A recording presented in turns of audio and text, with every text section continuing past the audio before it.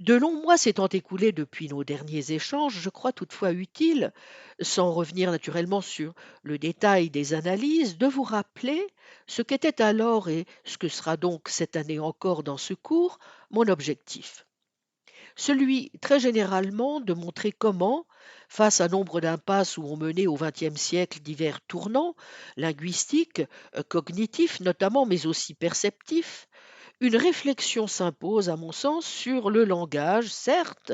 mais bien plus amplement sur les signes et sur les liens qu'ils tissent avec l'esprit et le monde. Cette réflexion de type sémiotique, que tendent à sous-estimer parfois les philosophes du langage, de l'esprit et de la perception contemporains,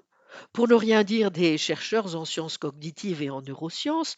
eh bien, je la juge nécessaire pour des raisons que j'avais commencé à exposer et sur lesquelles je reviendrai, et elle doit, selon moi, pouvoir s'inscrire d'une part dans une perspective logique, épistémologique et métaphysique,